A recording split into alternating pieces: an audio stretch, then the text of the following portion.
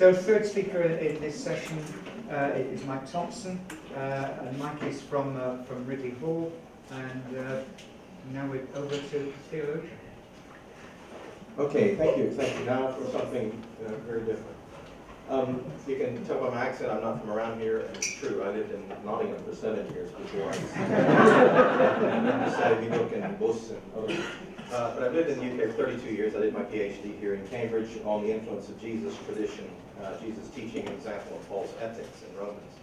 So I really come to this as a New Testament person. This is my first Faraday conference, and it's been a real treat to be with you.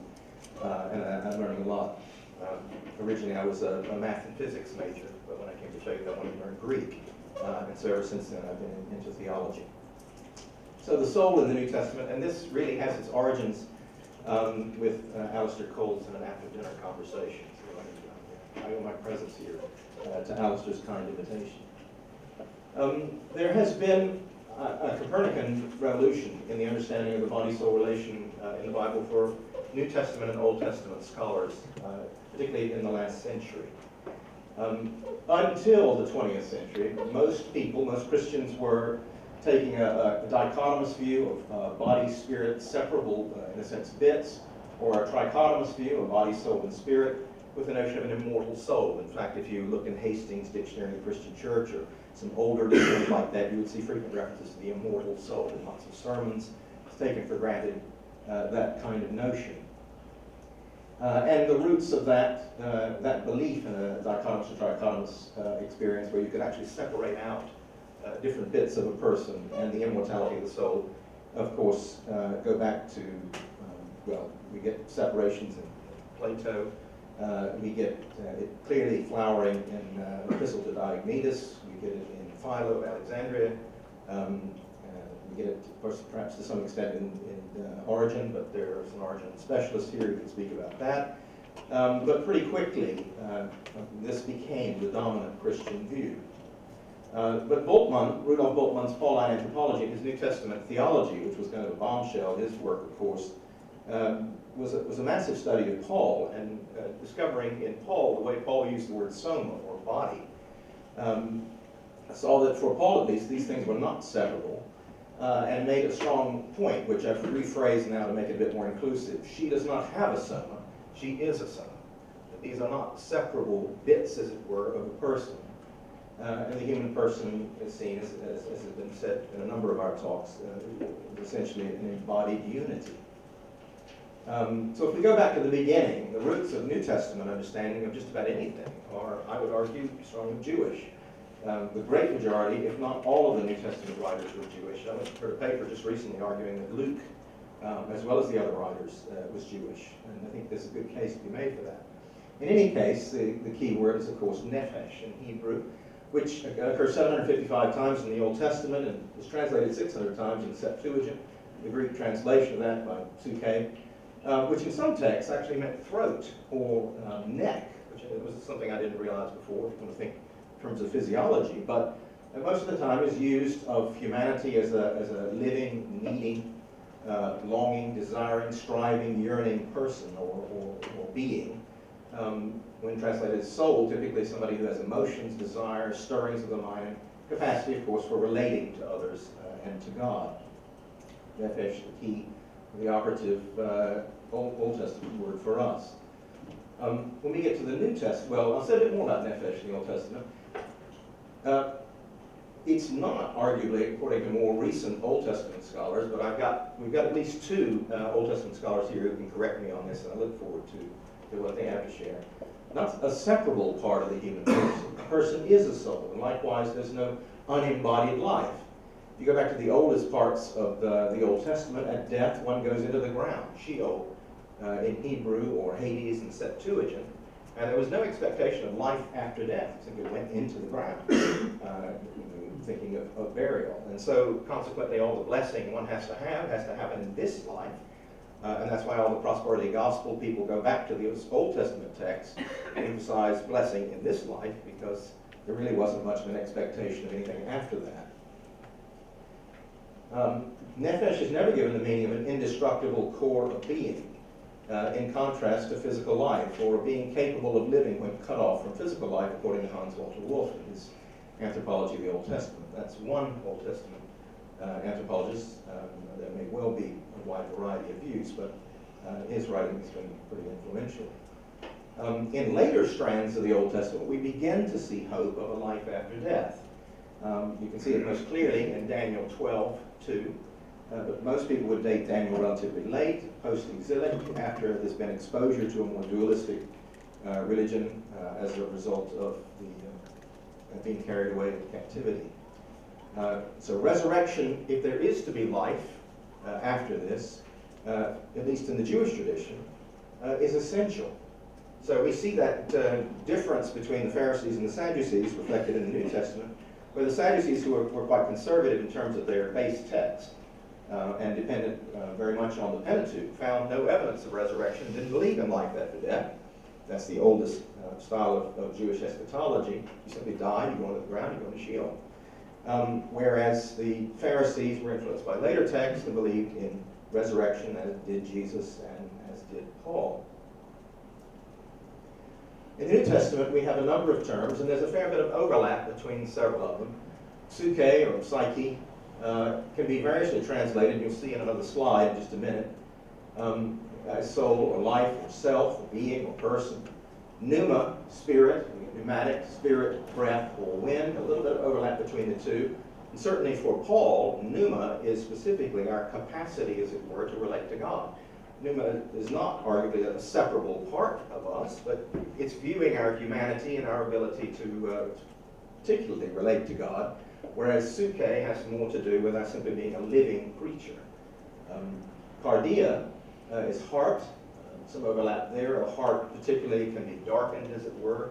The heart is the willing part. The heart, or not the part, but the viewing a human as a willing being, deciding being. Nous, the mind, particularly thinking of understanding, but also in terms of direction for the life.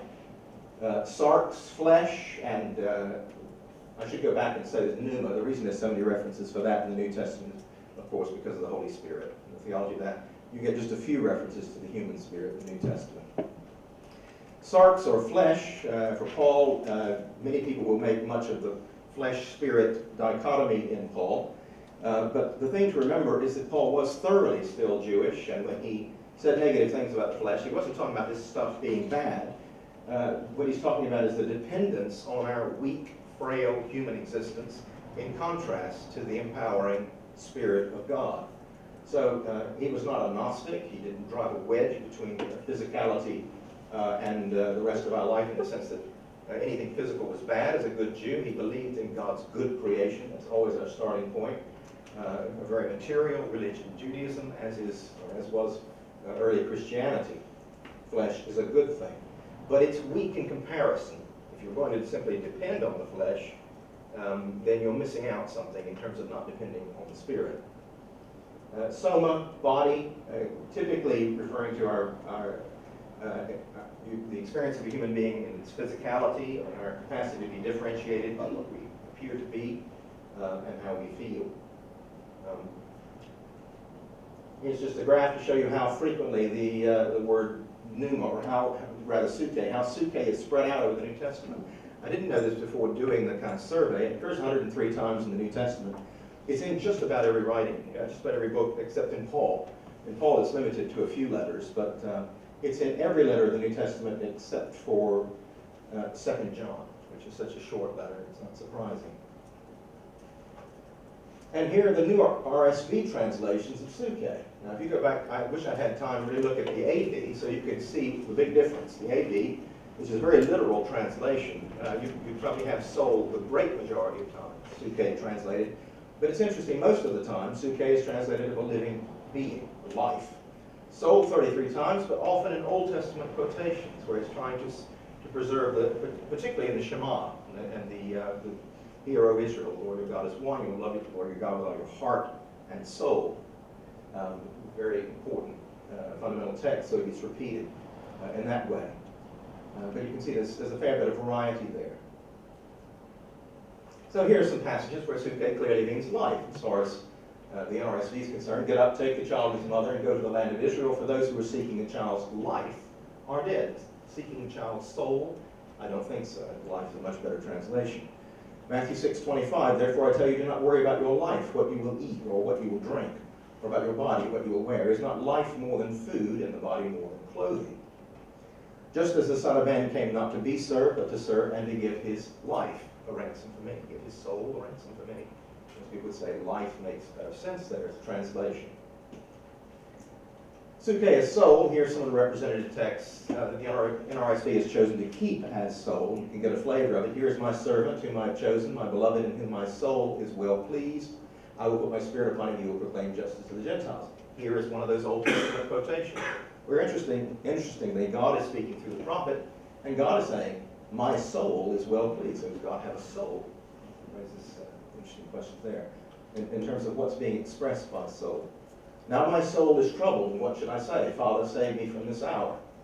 So I'm troubled in the inner person, say.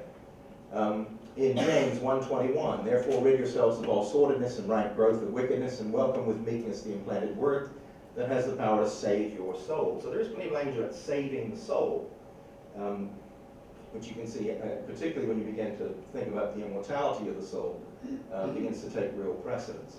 You should know that whoever brings back a sinner from wandering will save the sinner's soul from death and cover a multitude of sins, in James 5:20.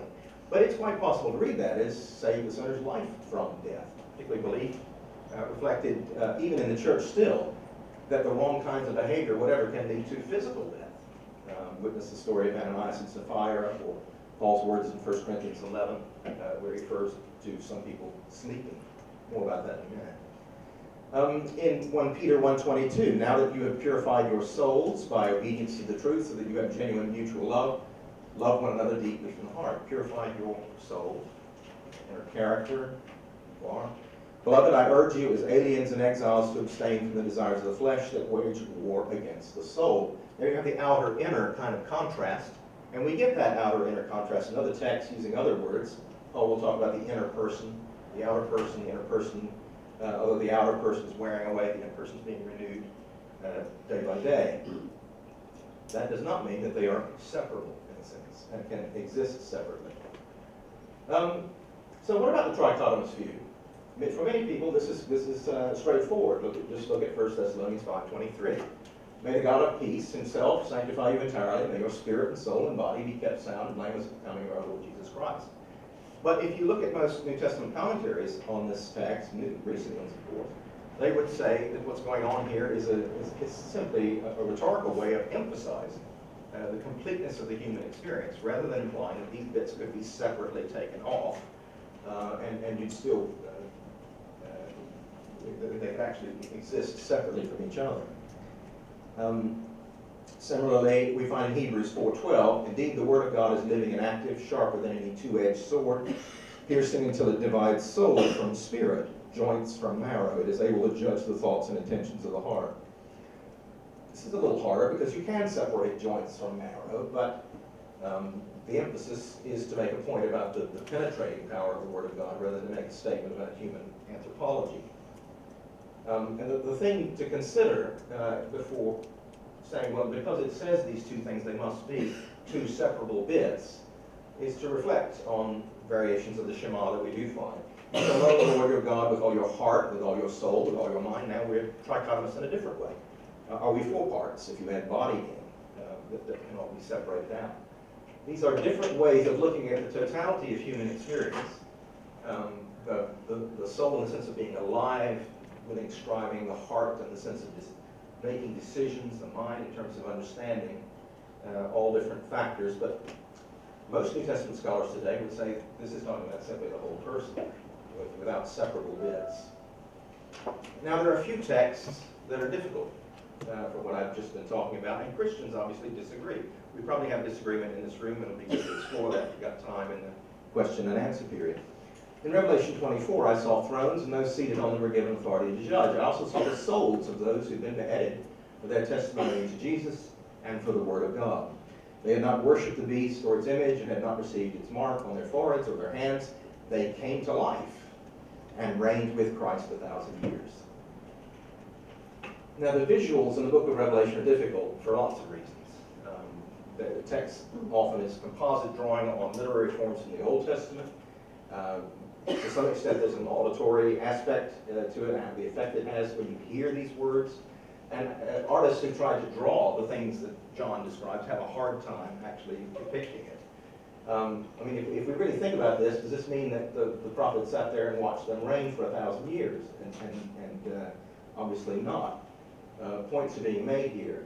The souls, though, came to life. So, again, it sounds as though the souls were dead. Did he see actually souls that were dead? What did they look like? Were they sleeping? Were they in the form of how people had actually died or been martyred? It's a difficult text to base much doctrine on. Revelation visions. Are the visions themselves the reality, or do they not point to other realities? So it depends on how much of a symbolic view you take the book of Revelation in terms of what you make of this text. More difficult than this one is Revelation 6, 9 to 11. When he opened the fifth seal, I saw under the altar the souls of those who had been slaughtered for the word of God. What was seen? What did they look like? The testimony they cried out with a loud voice, Sovereign Lord, holy and true, how long will it be before you judge and avenge our blood on the inhabitants of the earth? They were each given a white robe. So were they originally seen as unclothed and then given a white robe? Or what is going on here? And told to rest a little longer until the number would be complete, both of their fellow servants and of all their brothers and sisters who were soon to be killed as they themselves had been killed. They were given a robe and told to rest a little longer. Is this resting a resting in Sheol? Is it being asleep? What is it called? Is the soul immortal? This is the key text for the immortality of the soul. This is the first text that's cited in older lexicons, Greek lexicons, when they make a point about the soul being immortal. This is the text. Do not fear those who kill the body but cannot kill the soul. Rather fear him who can destroy both soul and body in hell. So it sounds like the soul is immortal, and because of that they can't kill it. But it is certainly possible to read this as though Jesus starts with the assumption that there will be resurrection, that God is one who gives resurrection. And he's saying, don't fear those who will kill the body. They cannot kill the soul. Actually, the gift of life is up to God to give life to people for immortality. Rather fear him who can destroy both soul and body in hell and bring both, in a sense, to the end in destruction. That destroying body and soul in hell is obviously debated about whether it's conscious eternal torment in the Christian tradition, or whether it's simply an end, annihilationism, or conditional immortality. Is there an intermediate state for the soul? Well, this is probably the key text, 2 Corinthians 5, 1 to 10. I think it's quite possible to read this as Paul interacting with the Greek notion, which was pretty prevalent apparently in 1 Corinthians, that there is no life after death, or if there is, the Greek idea of the body as the prison of the soul is finally released at death, and there is an embodied existence after death. And I think he's reacting more to that rather than making a positive statement about an intermediate state. It depends on how you read it. We know that if this earthly tent, the physical body we live in, is destroyed, we have a building from God, a house not made with hands, eternal in the heavens. I think he's thinking about this resurrection state that we will have. In this tent we groan, longing to be clothed with our heavenly dwelling, if indeed, when we've taken it off, we will not be found naked. I think that if indeed, when we have taken it off, we will not be found naked, is reflecting the Corinthians' belief that when you die, you're finally free of this body, and you're just a naked spirit, as it were. And that is not what he wants. For while we are still in this tent, we groan under our burden because we wish not to be unclothed, but to be further clothed in immortality, clothed with the resurrection body, so that what is mortal may be swallowed up by life. He who has prepared us for this very thing is God, who has given us the Spirit as a guarantee. So we're always confident, even though we know that while we're at home in the body, we're away from the Lord. But while we walk by faith, we walk by faith, not by sight. Yes, we have confidence, and we would rather be away from the body, this body, and at home with the Lord. Home with the Lord doesn't sound like soul sleep. It doesn't sound like he's lying in Sheol waiting for things. So whether we are at home or away, we make it our aim to please him. It's a verse often taken out of context and applied to football games.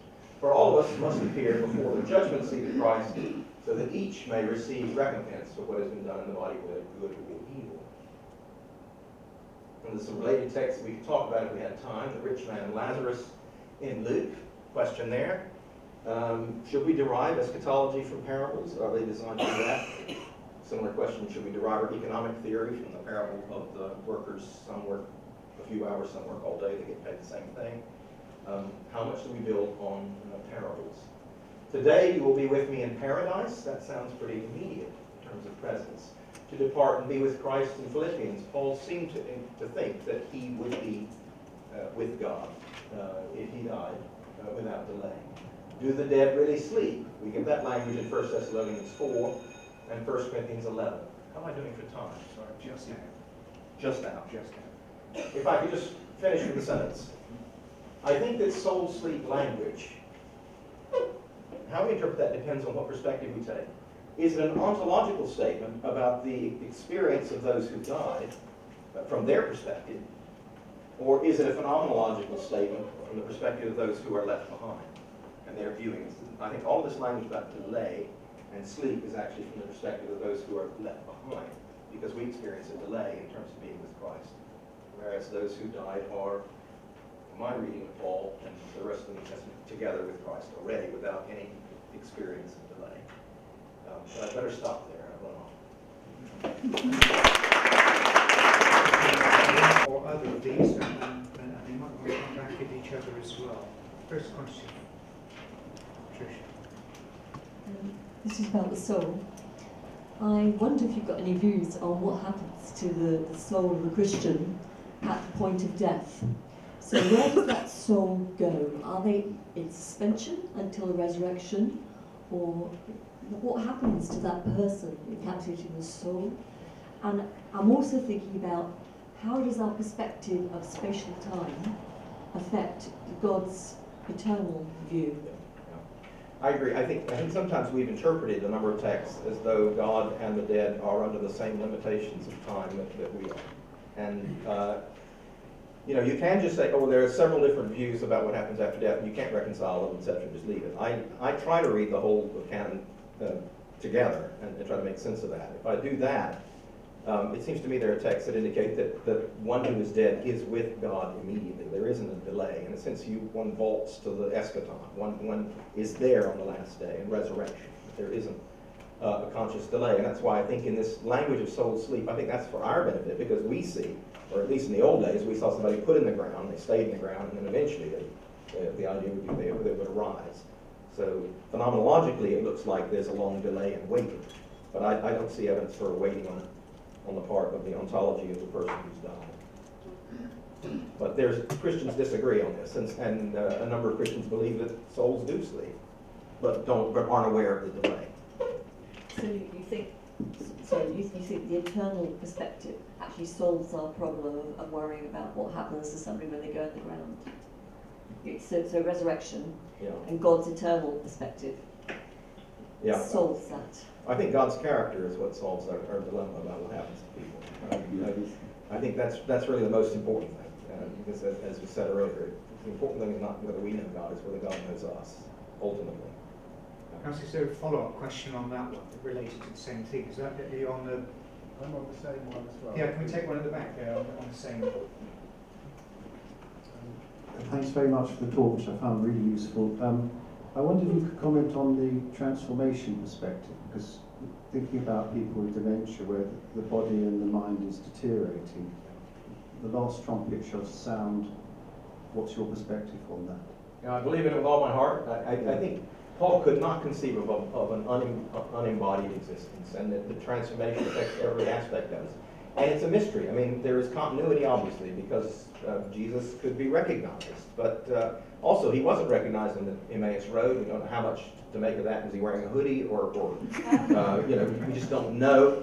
But there is continuity. I've got all kinds of questions about that. What age do we appear to be? And all kinds of questions. How healthy are we?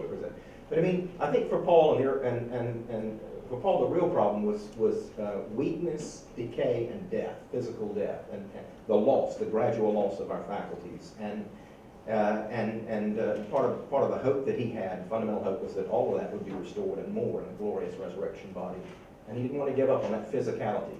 Our bodies have dignity. We are a body. We don't just have a body. They're not disposable tissue to be used up like a Kleenex and thrown away.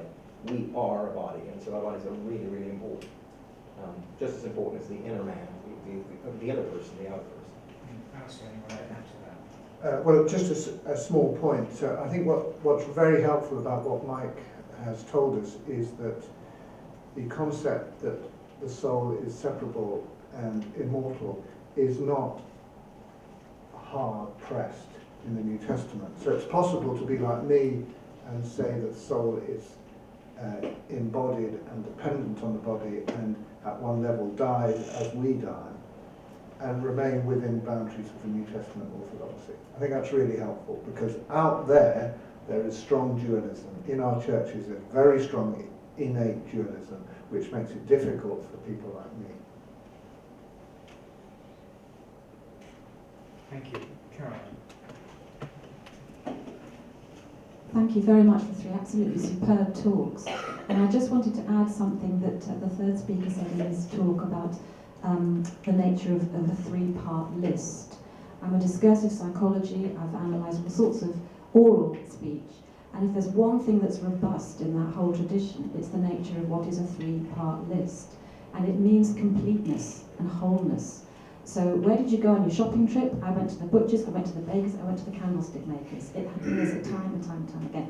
And if there isn't three items, you'll make one up. Where did you look for your car keys? I looked in the kitchen, I looked in the garage, I looked everywhere.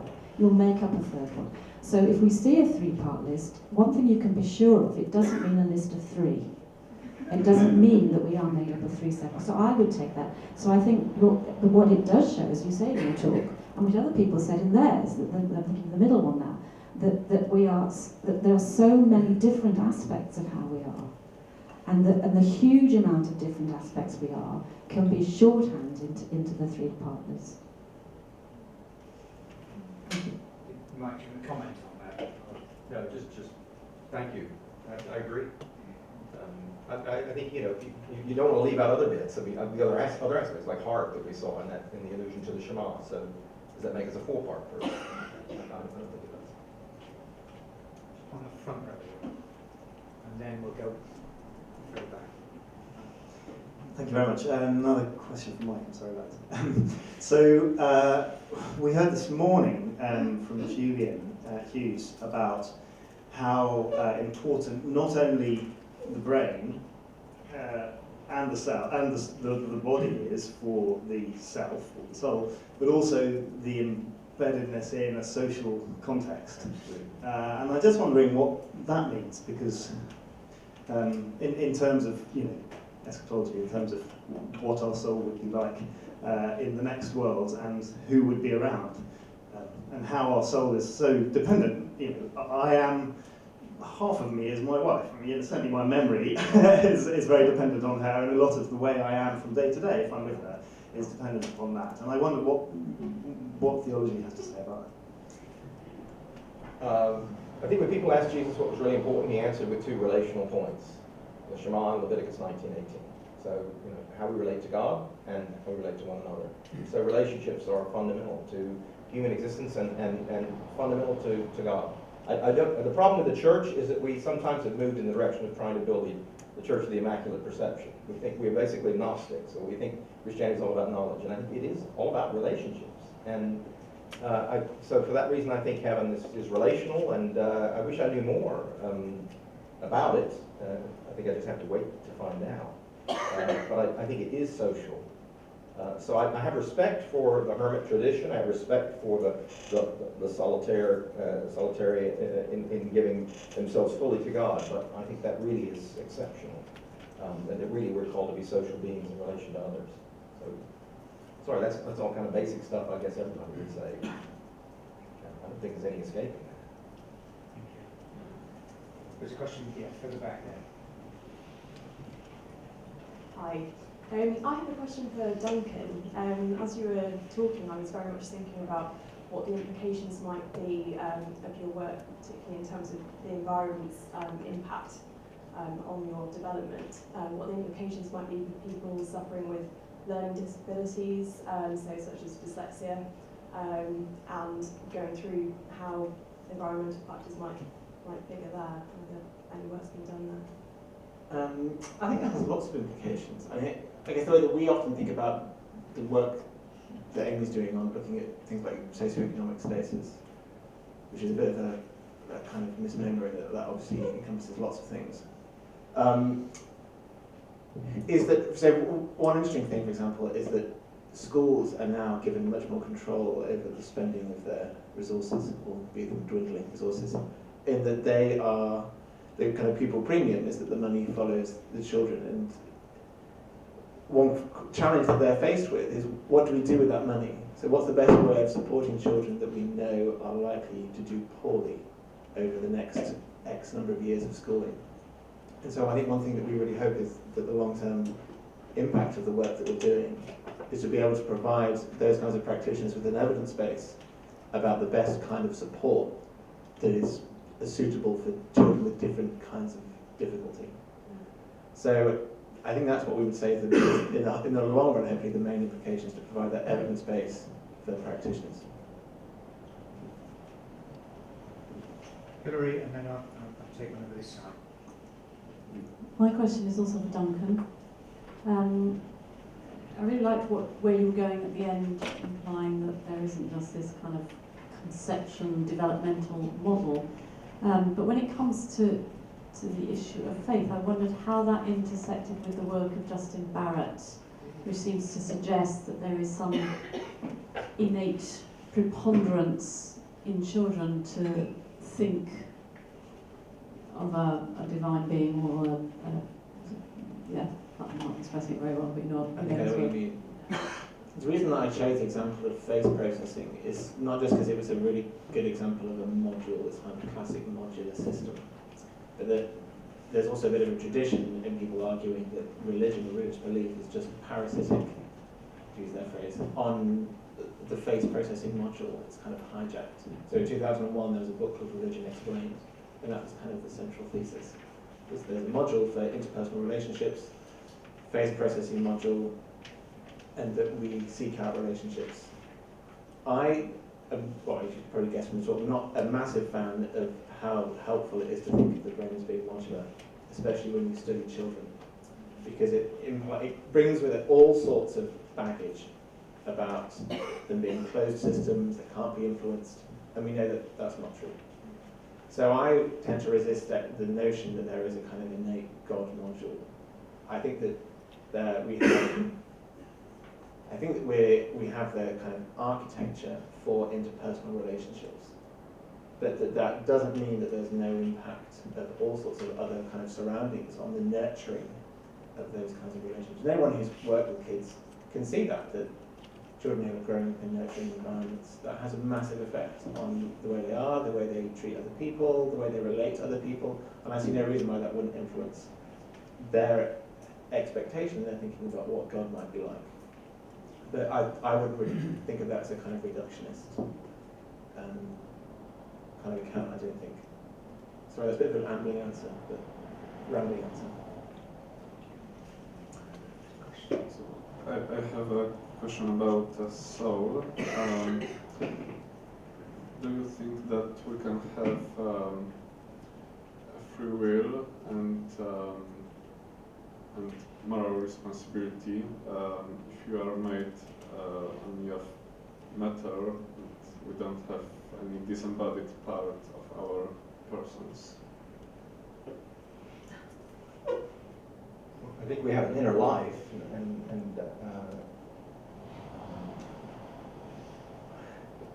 I think free will has to be conditioned in lots of ways, because we're not completely free. But I think we make real choices. If you're asking that, do we really make real and significant choices? And it seems to me Scripture holds those things together: divine sovereignty and human choice and responsibility, and without ruling out one or the other. So, short answer, yes, I think we do. I don't understand completely. We're still trying to feel our way about the relationship of the soul to the brain. But it's a very close relationship. But I don't know enough to really say anything intelligent about it. This is my first comments. I think Daniel is... Keith, could I just add to that? Keith, do you mind if I Yeah, just- sure. I mean, Danny, were you going to add Yeah, I'll to that? follow. Yeah. I mean, so Mike, I mean, so Scripture does allow for inner dialogue, doesn't it? I know what I want to do, but I find this other law at work in my members. In my heart, I find the law of truth, and I find that very attractive. Yeah, I love the fact that Paul in Romans 7 differentiates himself from sin in him. Whether sin there is equivalent to the Yetzer Hara, the evil impulse in some Jewish texts, or what, but, we puzzle about why do we do what's wrong. And Paul doesn't say we do what's wrong because we are inherently evil. It's because we're weak, we are flawed, and as long as we are weak and live in the flesh, if you stay up too late, you're going to say things and do things that you wouldn't do at 9 o'clock in the morning. And we do sin because of our weakness. But nevertheless, we make real choices, and we strive, and he speaks of the inner person. It's being renewed, and renewal of the mind, etc. So please don't hear me denying that. I don't mean to deny that we have a soul, just that I don't see in early Christianity this separation, inseparable existence. And I think the problem is that to really appeal to human arrogance, and humans kind of being, the top of the pyramid, and the idea of having an immortal soul. Life is a gift from God. If we're alive, it's simply because God gives us. It's not the life itself that possesses that immortal character. Hence the need in the Garden of Eden to eat from the tree of life. And we've got to eat from it if we want to keep living. Daniel, do you want to add to that? Yeah. Thank you for the talk, and also thank you for, going through all the text and looking at a multiplicity of ways of reading these different terms. I think is helpful. And I'm going to push back a little bit, but I do want to say that I think it is really fruitful to show that there's interpretive ambiguity here, and that there's not like, as Alistair was saying, that you could have a sort of a pretty radically embodied sort of story that's also orthodox in keeping with the text. So I'm not criticizing that point. I think that's quite right to insist on that and show that. One point to be made is that there's also a Greek tradition of using suke to mean something very biological. And so while it's true that the Platonic tradition had a greater influence, I think, on the New Testament writers, there's a broad Aristotelian tradition where suke is very much a psychological concept. It just means that which makes the thing alive, and is an organizational structure that makes things to be living. Yeah. And then also something we said about Aristotelian Christians in 13th, 14th, and 15th century who are quite strongly non-Platonic in the way that they have a very embodied reading, but yet they also are holding for a part of strong arguments for the immortality of the soul. So they're using suke in a very embodied sort of context, and they want to say that death is not separating the I, but rather it is separating the soul, and it's this very unfortunate, death is a bad sort of thing, and that the whole story is resurrection of the body. So there is this other Christian story that is even more complicated and isn't accurately clarified as a dualism or a modism. And then, so now a question. The question is, it was unclear whether or not your view ended up being rather deflationary about any sort of divisions between soma, suke, pneuma. Are any of these actually having any ontological traction anymore? Or it's just, these are all different words for the same monistic substance? I think these are different words for looking at different aspects of human existence. They're actually separable. So things might my not be worry about separating, as soon as you Sure. start separating, is that you imply that the body, you start saying negative things about the body. And I don't want to lose that aspect of the Jewish tradition that I think is so important to us. But there are alternative views that would say there is a separability, but then also it doesn't follow that you sort of can demur the body or demur the separable features. Yeah. But there's a complexity of other set of views out there that aren't characteristically like some dualist views that then get into a sort of Gnostic view. Yeah, I didn't want to imply that my view was the only Christian view. Oh, Because there's a wide range of views among believing Christians about this. I would say one interesting text I wish we had time to look at is the whole psychikos, pneumatikos contrast that Paul makes in 1 Corinthians 2, where the psychikos person, the soulish person, they're alive, they're a living being, but they can't accept the things of God. The pneumatikos person, the person with the Spirit of God, the presence of the pneuma, which is a gift from God. Paul sees a fundamental eschatological gift to us. That makes all the difference in terms of being able to accept and welcome the things of God. And he does have that contrast there. So I think he can use psychikos as an animated life, definitely. And take Laura at the front, and then Harvey at the back, and then Billy in the far corner. Laura. I think this is a question for Duncan. So, am I right in understanding you said that the genes will out or not, given the right or wrong circumstances? And in that case, did I understand this morning that the medial temporal lobe is more imagely viewable in people with an increased religiosity? So could you image people's brains and see if they were more likely to be religious or not? And if so, would that be is it predestination, predetermination? Kind of genetically predisposed to believe. Yes. So one big caveat to those twin studies is that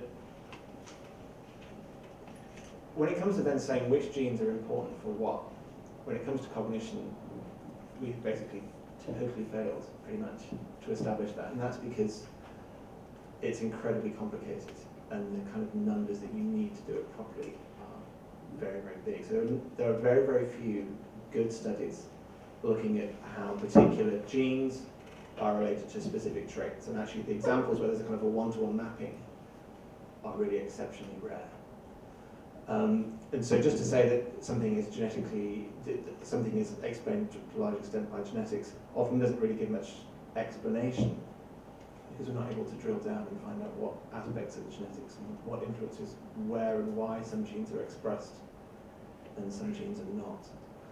As to whether some people can be genetically predisposed to believe and some not, I wouldn't deny that there might be genetic influences, but my hunch would be that it's not genetically determined, and that's because there are loads of different types of believers, and different people will have very different relationships with God. There are people who for instance, score high on kind of autistic spectrum-like traits and find it very hard to form interpersonal relationships, and yet they believe in God. And I don't think that their belief in God or their relationship with God is any less valid because it's different to the kind of relationships that someone who's very interpersonal might have. So my hunch is that, I haven't got any data, but my hunch is that it's not genetically determined, and that's simply because there are lots of different types of believers. I mean, there is data, there are twin studies which show a soft genetic susceptibility to religiosity. Take that as you find it. And in terms of imaging, the experiment you've done, I don't think has been done, of imaging people early on in life and asking whether there are visible changes on a scan that predict subsequent religiosity. But what has been done is in people who are highly practiced in certain forms of religiosity, like transcendental meditation or whatever, to see if there are structural changes as a result of that. And that does appear to be true in some studies. It's a chicken and egg problem, and you don't know whether that's the cause of their religiosity or that's the consequence of their religiosity. And the studies to work that out would take an awful long time. So neuroscientists never bother. We need some egg studies then. Yeah. So is religiosity also driven in those terms towards the more mystical aspects? Or you were saying it is a broad spectrum, but in terms of the studies you refer to as? The imaging studies, yes, so they tend to be around the consequences of religious practices, particularly rather extreme prayer lives or meditation. Harvey, I'm right at the back. I wasn't sure that Justin Barrett was represented fairly there, in the sense that I don't see him as actually saying that it's absolutely imprinted. I see him as saying that there's a tendency for imagination imprinted, that there's all sorts of things that can fit within a belief system that can actually be then directed towards a belief in God. That's the way in which the argument I see him making that's fitting within the science. And I didn't quite see it. Well, in that case, I apologise. So that argument that you just put forward sounds. I have no problem with that. I guess I have a problem broader with the idea of a God module. Yeah. But you're right. Justin Barrett doesn't really. Yeah, he's a much more nuanced approach. Absolutely. So for Alistair, I'm wondering if there's any evidence from any neurodegenerative or neuropsychological illness of any area of the brain that you would implicate in religiosity? Do you really think there is something? So in all but one respect, I would say that the parts of the brains that we use for our religious life are mundane and ordinary. The one distinction which may or may not be true is the part of the temporal lobe that subserves mystical experience. Now, mystical experience is one part of the religious human. Most humans have one or two mystical experiences in their lifetime. So it's not a big part, but it's one part. And as far as I know at this stage, and we're pursuing this in a research study, mystical experience isn't used in any other part of our life. Right. I wonder in imagination whether it's not somewhat mystical as well. Yes, I mean, I think that can be challenged. So, for instance, our appreciation of music and possibly erotic feelings could be described as numinous and maybe part of one package that is mystical. Okay. So, while not a theologian, I have a slightly different question. I'm just wondering whether when God shows that he changes his mind and has some level of choice in matters, and that we have the image of God, whether that just doesn't naturally give us the possibility theologically, does that give us naturally the possibility of free will? We're back here again. You're back to hermeneutics now. I mean, is this an You're the one who is this an anthropopathism or anthropomorphism? We speak of God in human ways. Does God really change his mind, or is that a way of describing that actually his way of relating us has changed? That has to do with our own response to him as well. I think choice, I have no felt compulsions. I mean, I wish I had real wisdom on this. I'm afraid I don't. I'm sort of less bothered by whether we have free will or not. I just want to get on in life and live it fully with other people. It's an interesting question, but I just don't know. What I don't want to do is to divide from other Christians and create distance between people just because we have different views on it. But it is such a big issue in neuroscience, and we need to contribute. Yeah. It's so live, Mike, for our tribe, that you need to help us. Well, I mean, Jesus had to make a hard decision in the Garden of Gethsemane, and I believe fully in the full humanity of Jesus, and he did not want to go to the cross, and he wanted a different way, and I think he made a real choice, and he chose to go, and I don't think it was. Yes, it was in the plan of God or whatever, but I think he made a real choice, and God honored that real choice, honored the choice, exalted the Son. So I believe it's a real choice, but I'm still waiting, and I think science needs to always have the humility to acknowledge that we have not reached the final point of understanding things, and it's always possible that there'll be new discoveries. So to go back to an earlier question, the last thing I want to do is collapse the soul, or collapse human existence into something small. I want to expand human existence into something larger. I still believe there are things we haven't found yet. Question right in the far corner here. Oh, this is a question for Duncan with child brain development. I was just wondering, bear with me just a sec, in terms of how you categorise or what you talked about a colleague of yours working on the socio-economic umbrella. But I was thinking about childhood trauma, and whereabouts, whether that's a separate category, whether that comes into that category that you're looking at, but also the effect on the developing brain, particularly from childhood, from such things as even full sex delivery from that point, and child sexual abuse. So what sort of, where does that fit in? Where does that fit in? Yeah. One of our great frustrations in reviewing the literature is that when people often say in papers, oh, socioeconomic status isn't one thing, it's many things, including stressful life experiences for the child, like trauma, for example, or abuse. But then when you actually read the science of the papers, they just average it all together. So one of our big frustrations is that we, as scientists, often say, oh, it's complicated, and there are lots of different things that wove together. But for now, we'll just bung it all together and give each kid a score. And so one of the approaches that we're trying to take is to try and get accurate measurements. With trauma and abuse, it's exceptionally difficult, and I suspect that we're not going to be able to accurately measure that. But there are lots of other things about stressful life experiences that we are taking measures of. And our hope is that when we have a large enough sample, that we can explore how different aspects of a child's socioeconomic status will act differently.